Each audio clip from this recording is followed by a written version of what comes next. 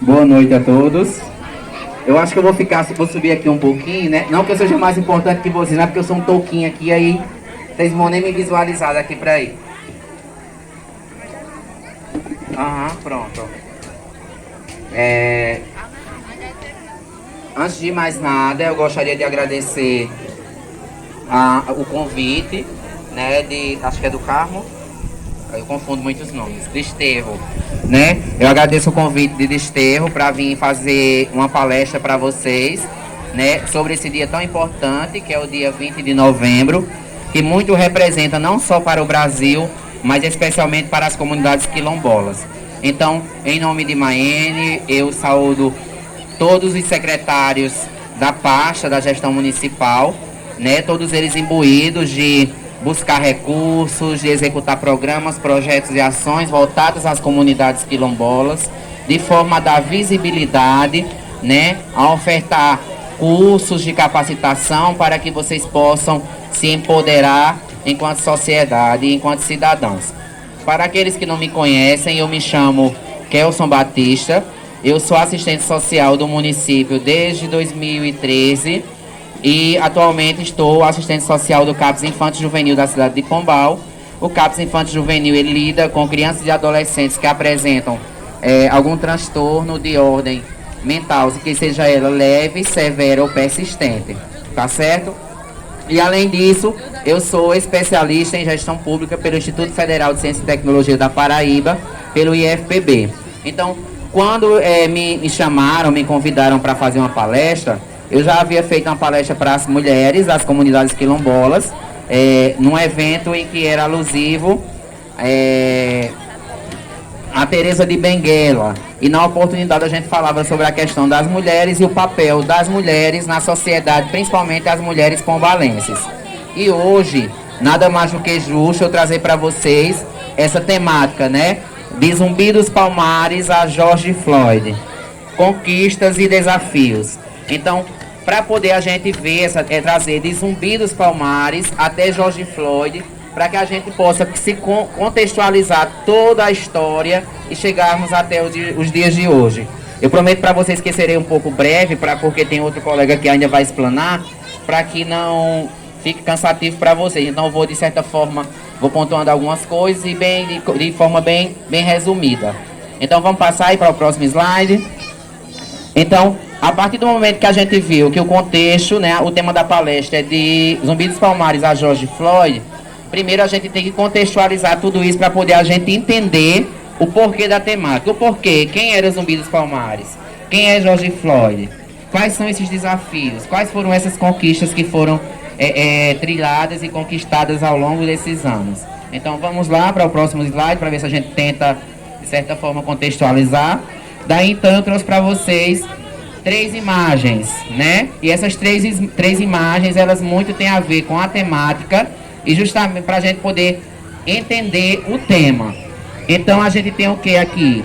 O que a gente está trabalhando hoje, que é o dia 20 de novembro, Dia da Consciência Negra.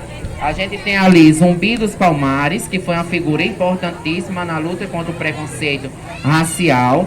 Ele foi um líder da comunidade negra na época da escravidão, né? E também temos aqui a minha direita, George Floyd, que foi um caso assim que repercutiu bastante, que foi uma violência policial a um cidadão negro, por ele achar que pela cor da pele, né, ele estava praticando algo que não fosse legal. Então ele fez esse procedimento de busca dele, né, de captura, para revistar, e acabou matando esse cidadão que nada tinha a ver, pelas características que ele apresentava e pelo estereótipo da pessoa negra, que principalmente nos Estados Unidos é muito forte essa questão do negro e do branco.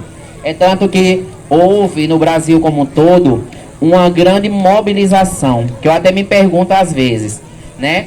Houve uma mobilização, houve uma morte no Carrefour de um rapaz negro. Não vimos mobilizações no Brasil por esse rapaz que morreu, que era negro e que era brasileiro.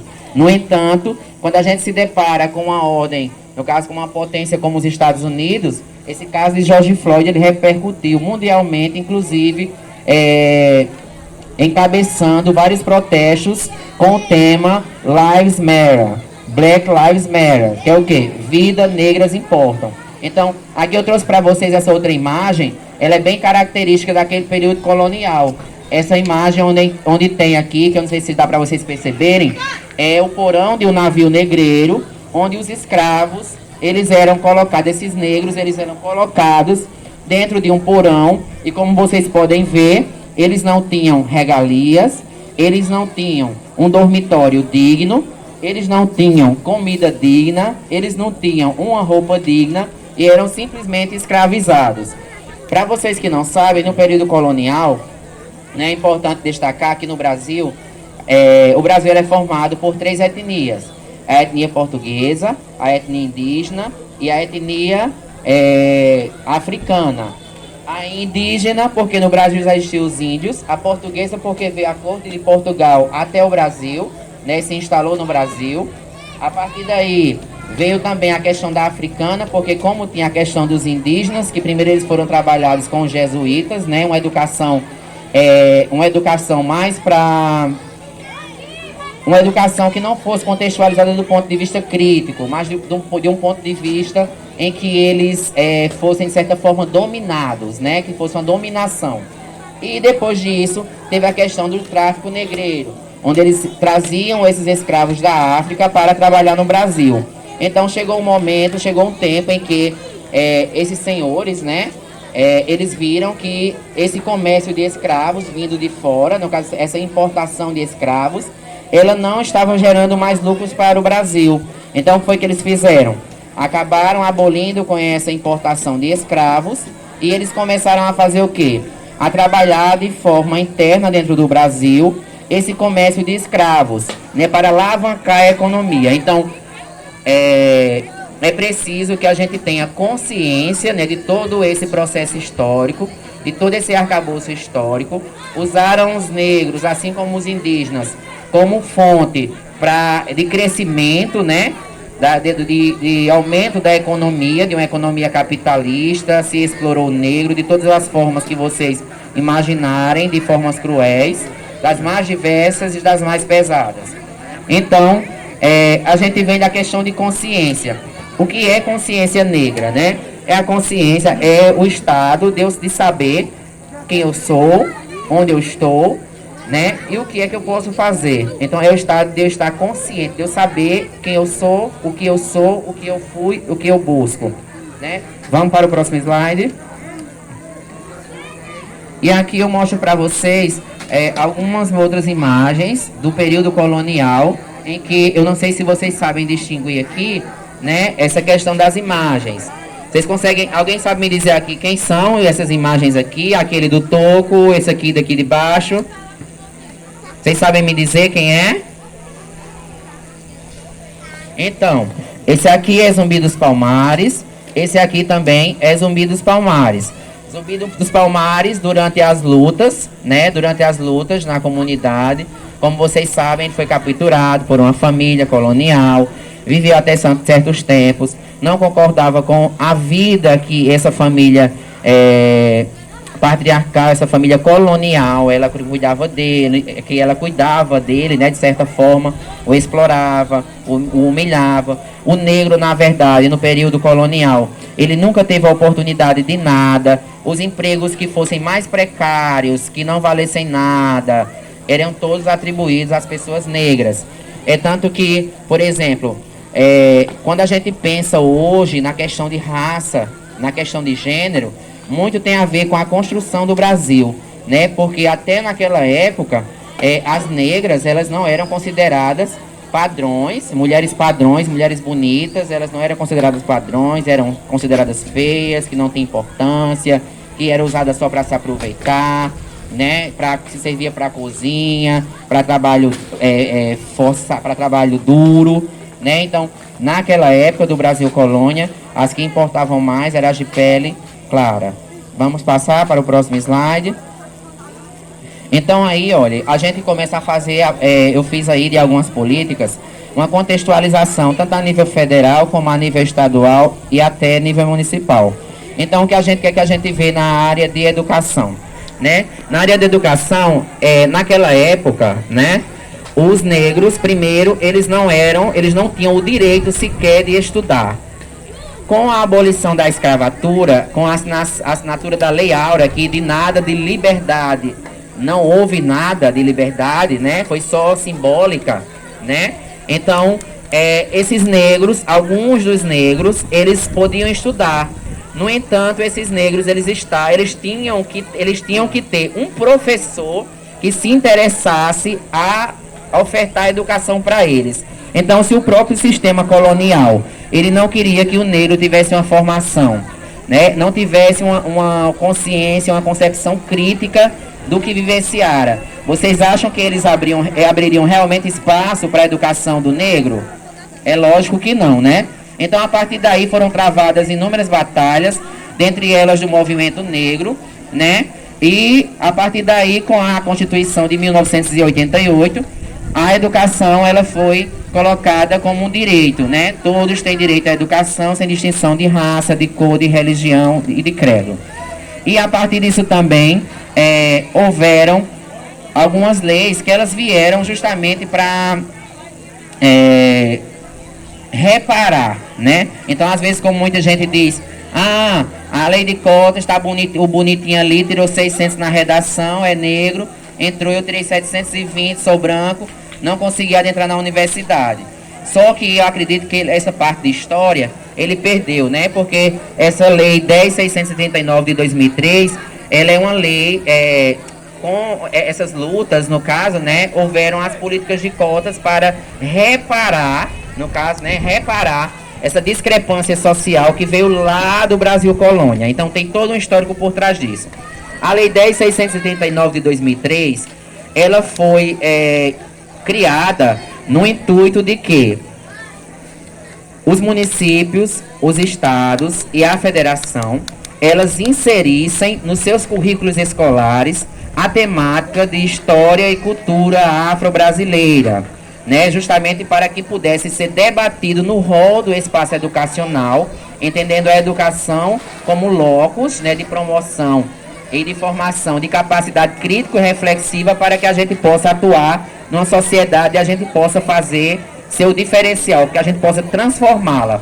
Mas, infelizmente, a gente patina porque no Brasil muitas leis são criadas, mas em prática, na verdade, elas não são colocadas. Embora ela seja uma lei muito importante, muito relevante, a gente vê resistência dos estados, dos municípios e da federação para a inserção dessas leis nos currículos escolares sobre o tema de cultura e afro-brasileira.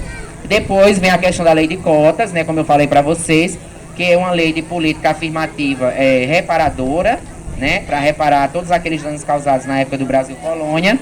E em relação a isso, vem o PNAE diferenciado. O que é esse PNAE? Programa Nacional de Alimentação Escolar. As crianças que não são quilombolas, elas vem um recurso X, e para as crianças e adolescentes que são quilombolas, vem um recurso Y, um recurso superior àqueles que não são quilombolas. E, inclusive, nas escolas em que há crianças e adolescentes que são quilombolas, descendentes de quilombolas, deve-se ater, né, a um cardápio que leve em consideração a questão regional, as comidas regionais, né, tudo isso para que não fuja daquele contexto social em que ele está inserido. E como desafio, o que é que a gente vê como desafio? Eu, Kelson, por exemplo, eu vejo como desafio essa inserção do currículo de História e Cultura Afro-Brasileira nos currículos escolares como forma de quebra de estereótipos. Porque o negro, ele não foi só aquele escravizado, não. O negro, ele foi aquele que foi capaz de elevar a economia brasileira no período colonial. Ele não estudou e o negro não teve outras oportunidades. Porque o trabalho que ele fazia era um trabalho penoso. Eles não se atentavam para que ele pudesse ter uma formação crítica, né? Para que ele não pudesse ter uma formação crítica. A questão de vendas de terras. Os portugueses, eles começaram a vender as terras a altos preços. Então, se o meu trabalho só dá para que eu possa sobreviver, como é que eu vou adquirir uma terra para que eu possa plantar, para que eu possa me tornar um fazendeiro, para que eu possa empreender. Então, até isso na época do Brasil Colônia eles não tinham. E outro desafio que eu vejo, né, além dessa inserção da história e cultura afro-brasileira no espaço educacional, é a capacitação dos dos atores educacionais da rede de ensino, seja ela pública ou privada, já que a própria lei, ela diz que o tema de cultura e afrodescendência, ela deve ser inserido em escolas públicas e particulares. Vamos passar? E para surpresa de todos, eu queria saber aqui de vocês, eu dei uma palestra para as mulheres, eu recordo que elas tinham muito interesse no que se referia à questão de educação. Então, o que é que acontece aqui? Eu trouxe para vocês, para todos vocês jovens, principalmente os jovens, que estão aí no ensino médio, estão concluindo, são integrantes de comunidades quilombolas, que a Universidade Federal do Pará, ela abre processo seletivo com inúmeras vagas exclusivas para alunos quilombolas e para alunos indígenas.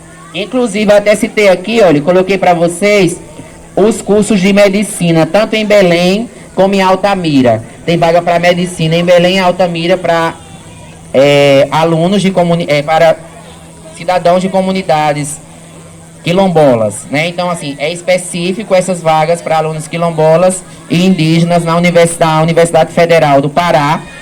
Inclusive, tem esse curso de medicina, entre outros e outros e outros. Então, se alguém tiver interesse depois, só me procurar, mas só colocar lá o FPA para quilombolas, que vai lá, vai mostrar o edital bem direitinho. Vamos pular. Na parte de assistência social, foi que a gente viu que a partir de 88, com a criação da Constituição Federal, onde diz que todos somos iguais perante a lei, né? E foi criada essa Fundação Cultural Palmares, na qual ela abriu um caminho para que todas as comunidades quilombolas elas tivessem esse reconhecimento, né? Todo um processo, todo um trâmite burocrático, para que as comunidades elas pudessem ser reconhecidas enquanto comunidades quilombolas. Depois veio a CEPI, que é a Secretaria de Promoção de Política para a Igualdade Racial, e também a CONAPI, o Conselho Nacional de Políticas de Igualdade Racial. No entanto, essas políticas, essa CEPI e a CONAPI, elas foram extintas do governo. E, em contrapartida, foi lançado em 2010, né, o Estatuto da Igualdade Racial, onde trabalha a temática da pessoa negra, dos direitos de visibilidade, de promoção, de programas e tudo. E, para minha surpresa, hoje eu estava em casa e, para minha surpresa, eu vi que a Paraíba sancionou hoje, divulgou hoje no Diário Oficial da União, o Plano de Promoção da Igualdade Racial na Paraíba. Foi publicado hoje no Diário Oficial, inclusive com a criação de alguns sistemas. Só que, assim, eu sou bem crítico no que se refere a isso, porque, como eu expliquei lá atrás, foi criada uma Lei 10.639 de 2003 para colocar em prática, até hoje nada. Então, criaram novamente um plano estadual, né, de promoção da igualdade racial na Paraíba, inclusive com a criação de alguns sistemas. Aí eu pergunto para vocês, que eu não seja, como é que eu posso dizer, que eu não acredite, né? Mas assim, eu fico sempre naquela crítica de que, se uma lei sancionada em 2003, até hoje ela não há aplicabilidade, você imagina um plano de promoção da igualdade racial em que eles vão criar sistemas. E como serão esses sistemas? Porque a gente que trabalha na área, a gente sabe como esses sistemas funcionam. Então, até que ponto esse plano de promoção da igualdade racial na Paraíba, de fato, ele vai ser efetivado? E aqui eu destaco, no caso, para o município de Pombal, as ações que eles são realizadas de oficina, né, as oficinas, e alguns trabalhos que são realizados nas comunidades, como forma de dar visibilidade à comunidade quilombola, né, como é trabalhada a questão também do gênero, tendo em vista que a gente vem de uma sociedade do patriarcado, onde o homem está acima da mulher e que a mulher é submissa ao homem. Então, eu vejo o município trabalhar com vocês essa questão de desconstrução disso, né, da questão de igualdade de gênero, e as oficinas que fomentam emprego e renda. Dentre elas, eu vou citar lá na frente algumas, né, que são ofertadas pelo município. E como desafio aqui, na área da assistência social, eu vejo a questão da erradicação do preconceito racial e violência contra a pessoa negra, e principalmente contra a quebra de estereótipos. Porque eu sou negro, eu não posso conseguir um emprego, porque eu sou negro, eu não tenho conhecimento igual ao branco, porque eu sou negro, eu não posso me destacar diante da sociedade, por eu ser negro, eu não consigo conseguir uma faculdade. Então, há vários estereótipos que foram criados em cima da pessoa negra que eles precisam ser quebrados. Vamos para o próximo. Sim, a questão de cultura. Vamos agora para a questão de cultura. Quando se fala na questão de cultura, é muito importante essa questão da miscigenação. Como eu falei para vocês, nós somos um país privilegiado por sermos formados por 3 etnias, como eu falei, a portuguesa, a indígena e a africana. Então, somos um país que, de certa forma, somos privilegiados por sermos compostos por essas 3 etnias. Então, eu acredito que é uma conquista muito importante. No que se refere à cultura, eu falei para vocês da implementação de oficinas de aperfeiçoamento, né? Além disso, apoio logístico para a venda de peças produzidas. Essas oficinas de aperfeiçoamento, eu vi que foi ofertado cursos para as comunidades quilombolas, na elaboração das peças artesanais. Foi trabalhado também algumas oficinas de pintura e bordado em panos de prata, alguma coisa do tipo, né? E aqui na comunidade, aqui acho que é os Daniel, pronto. Na dos Daniel, inclusive, ficou depois ver na assembleia de vocês, né? O que era que vocês buscavam para que chegassem a um denominador comum, para que a gestão, assim como investiu nos Rufino, pudesse também investir nos Daniel. Mas para isso a comunidade tinha que estar, de certa forma, de uma homogênea, estivesse homogênea, junta, e soubesse o que queria para poder a prefeitura fazer essa parceria e essa formação para vocês. Além disso, como cultura, como o colega estava falando aí, né, a capoeira, ela vem lá da época do Brasil Colônia, inclusive quando era praticada no meio da rua. Depois foi lançada uma lei chamada Lei dos Vadios, na qual os negros sequer eles poderiam expressar a sua arte e a sua cultura no meio da rua, né? E além disso, tem a questão também do candomblé. Além do candomblé, tem outras culturas, né, outras religiões que são de matrizes africanas e que, infelizmente, eu não sei se é o caso de Pombal, mas a nível de outros municípios, outros estados, a gente vê que há, de certa forma, um preconceito relacionado a essas religiões de matrizes africanas. Então, como desafio, eu coloquei uma quebra de preconceitos sobre a religião de matriz africana e o conhecimento e reconhecimento enquanto parte integrante da terra, território, como músicas e danças. Pelo que eu pude perceber aqui, isso aqui é bem presente, a questão da cultura, da dança, não é? Dos pontões, da confecção de artesanatos. Então é bem presente essa parte cultural. Vamos para outra parte. Na questão de emprego e renda, né, aqui tem o programa de aquisição de alimentos, que a própria prefeitura faz a compra de produtos para vocês, aos agricultores, principalmente aos quilombolas, para inserir nas escolas.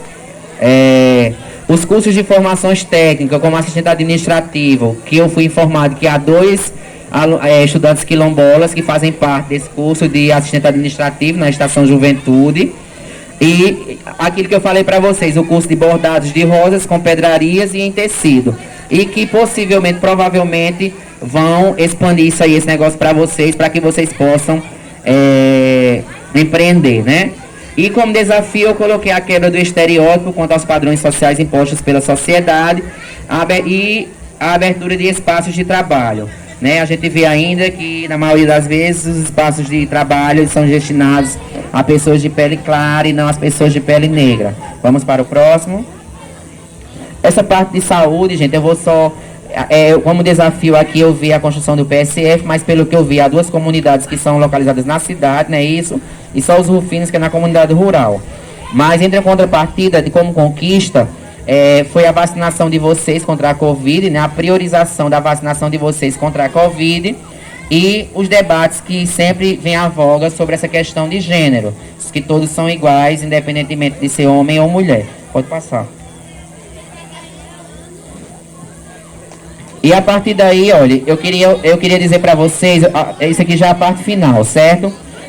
Eu não sei se vocês chegaram a acompanhar num programa chamado The Voice Brasil, em que, por exemplo, um cantor chamado WD, com uma música denominada Eu Sou, ele faz uma crítica social justamente a esses padrões que foram impostos lá pelo período colonial, né? E sobre também a questão do preconceito e a discriminação racial contra pessoas negras. Então aqui ele vai fazer um desafio. E eu queria que vocês fizessem, se vocês conhecessem a música, fizessem esse desafio. Ele vai cantar a música, então ela tem 3 partes. Uma parte rosa é a parte que ele canta. A parte azul é a parte que todos nós vamos cantar. E a parte branca canta ele e cantamos nós. Tá combinado assim ou não? Então vamos. Vocês sabem a música? Comenta aí, pode soltar. Oi, gente, eu sou o WD e hoje nós vamos cantar a minha música Eu Sou. Eu sou rosa, no céu azul e nós dois somos o branco. Vamos lá? E eu sou a voz da resistência preta. Vai enfrentar a minha bandeira. E eu sou, e ninguém isso vai mudar. Tudo começou a dar certo quando eu aprendi a amar. O seu nariz é lindo, preto. Sua boca é linda. E o seu cabelo é lindo, preto. Sua cor é linda. O seu nariz é lindo, preto. Sua boca é linda. Tudo Começou a dar certo. Eu aprendi a amar.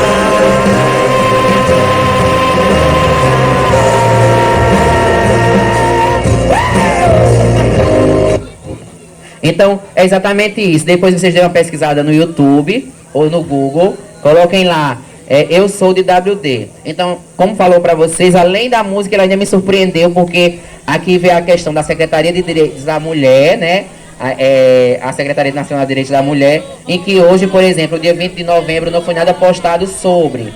Mas que ele postou aqui, ele fez, além da música ser uma crítica social, né, ele colocou ainda mais a questão dos gêneros. Você, por ser menino, tem que usar azul e a menina tem que usar rosa. E na verdade, cada um é o que é e usa o que quiser, né? Então, essa é a reflexão deles para vocês.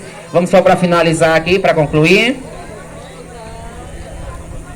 Não, tem uma próxima.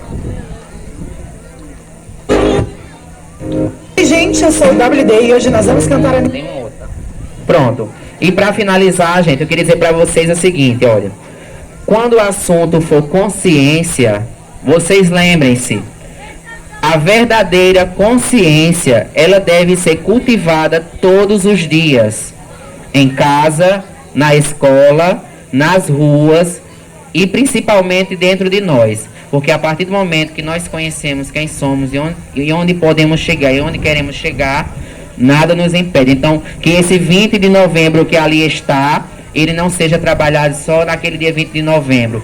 Que essa consciência negra a gente possa carregar ela diariamente.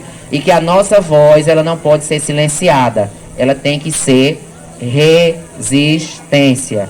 Obrigado.